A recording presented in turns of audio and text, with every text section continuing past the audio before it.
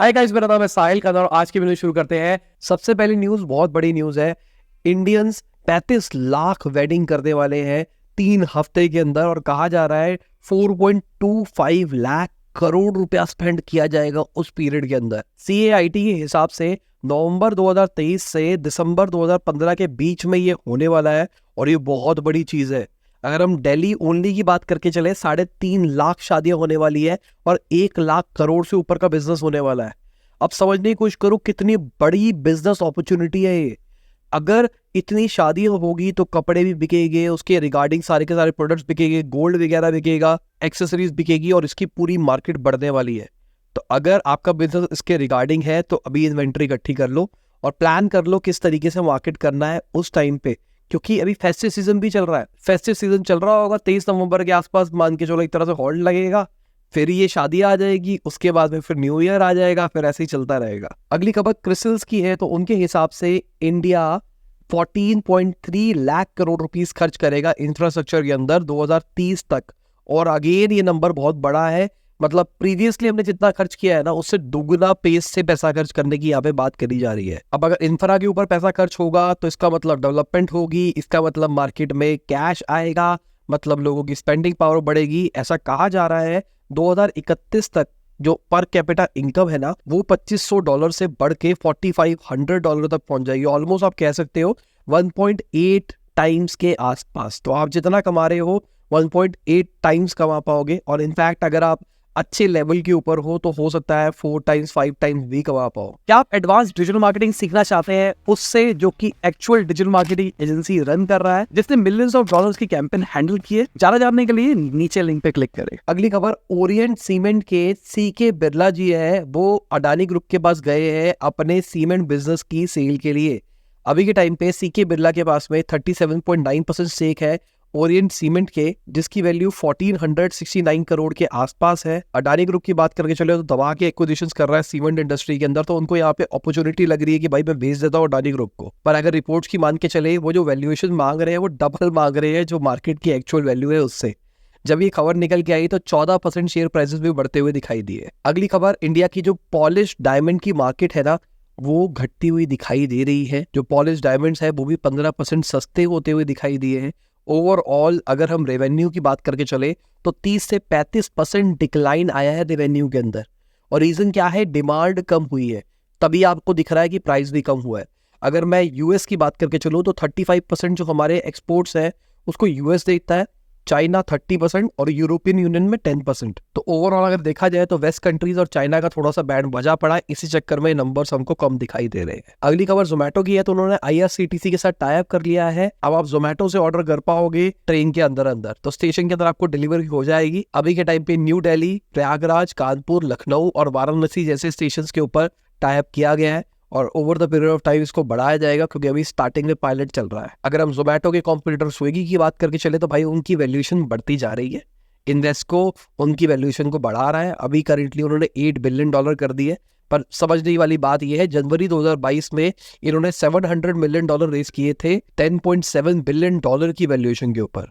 उसके बाद इन्वेस्को ने अभी रिसेंटली मई के अंदर $5.5 बिलियन की इनकी वैल्यूएशन कर दी थी, फिर जुलाई के अंदर 7.85 और अब बढ़ता हुआ दिखाई दे रहा है। अब बाकी देखा जाए जो उनका GMV है वो 26% बढ़ता हुआ दिखाई दिया है ईयर ऑन ईयर। जो क्विक कॉमर्स बिजनेस है वो 460% के आसपास ग्रोथ करता हुआ दिखाई दिया है। जनवरी 2022 से दिसंबर 2022 तक इन्होंने $545.5 मिलियन का लॉस रिपोर्ट किया था। तो अभी तक पूरा डेटा नहीं आया है कि कंपनी का स्टेटस क्या है, पर इनके जो CEO है उन्होंने मार्च 2023 के अंदर बता दिया था कि भाई हम प्रॉफिटेबल हो गए हैं।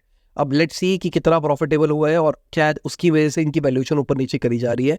पर बात तो ये भी है कि स्विगी का IPO आने वाला, भाई IPO आना है तो उससे पहले जो इन्वेस्टर्स ने इन्वेस्ट कर रखा है उनको भी तो वैल्यू मिलनी चाहिए ना, तो उसके लिए वैल्यूएशन बढ़ाई जा रही होगी शायद। अगली खबर, इंडिया के जो व्हीट प्राइसेस है वो 8 मंथ हाई के ऊपर पहुंच गए क्योंकि फेस्टिव सीजन के अंदर डिमांड ज्यादा बढ़ रही है पर सप्लाई रुकी हुई है। अब गवर्नमेंट इसके लिए करेगी क्या? गवर्नमेंट अपने वीक स्टॉक्स को जो भी इनके पास इन्वेंट्री में पड़ा है उसको निकाल देगी, साथ में जो इंपोर्ट ड्यूटीज है उसको खत्म कर देगी ताकि ज्यादा से ज्यादा व्हीट इंडिया के अंदर आ पाए, मार्केट के अंदर आ पाए और ओवरऑल ये जो रेट है इसको कंट्रोल किया जा सके।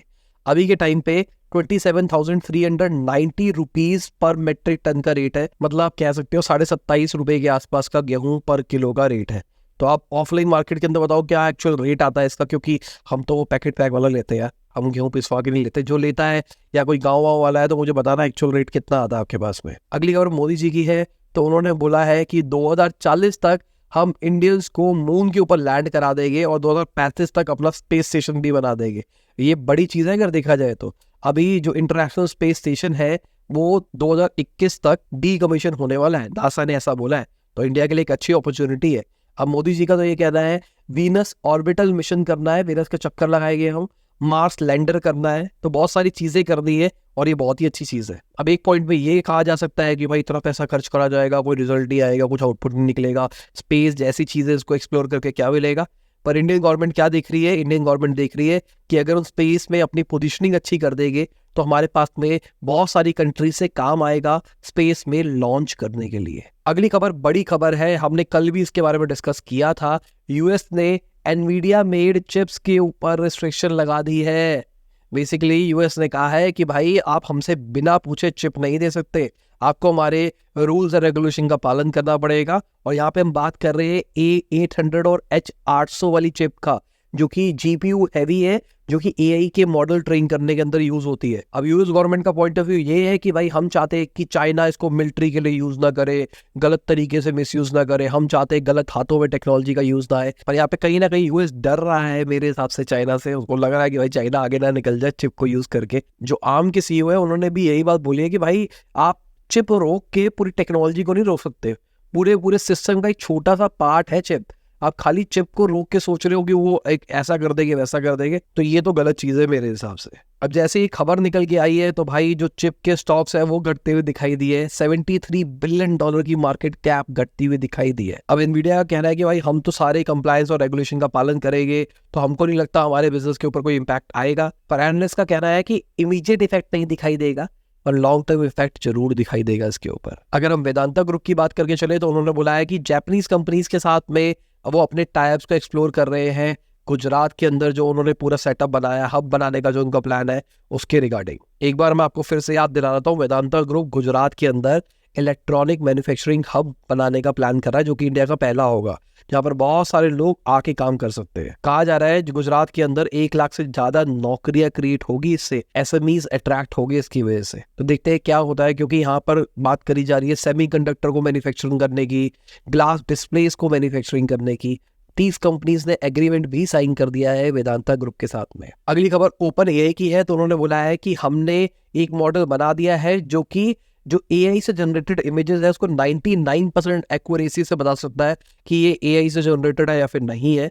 अभी के टाइम पे उन्होंने उसको इंटरनली टेस्ट करके देखा है, बाकी मॉडल को आने दो, फिर मैं टेस्ट करके बताऊंगा कि भाई ये कामयाब भी चीज़ है या फिर नहीं है। अभी रिसेंटली OpenAI ने ChatGPT 5 के ट्रेडमार्क के लिए भी फाइल कर दिया था, मतलब उनका नया मॉडल जल्दी ही आने वाला है।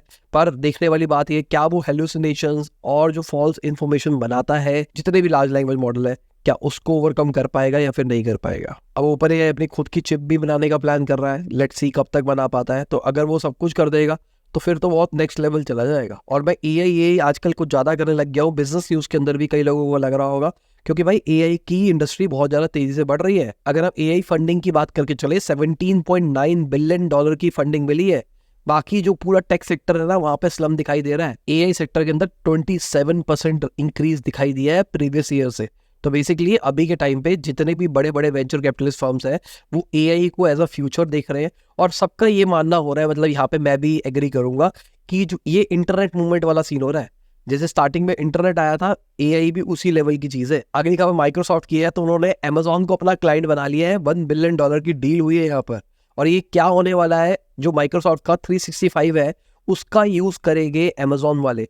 1 मिलियन लाइसेंस लेने की यहाँ पे बात चल रही है, 5 साल से ऊपर की यहाँ पे डील हो सकती है। अभी करंटली Amazon अपना localise on site version use कर रहा था माइक्रोसॉफ्ट ऑफिस प्रोडक्ट्स का, पर अब उसको नेक्स्ट लेवल ले जाने की बात चल रही है। कहा जा रहा है 2024 तक ये पूरा सिस्टम शिफ्ट होता हुआ दिखाई देगा। अगली खबर X की है, जिसको किसी जमाने में ट्विटर कहा जाता था। तो एक रिपोर्ट के हिसाब से जो उनके मंथली एक्टिव यूजर्स हैं वो डिक्लाइन के ऊपर आ रहे हैं। तो 1 साल हो गया है, तो रिपोर्ट्स के हिसाब से 14% ईयर ऑन ईयर सितंबर के महीने में डिक्लाइन दिखाई दिया है।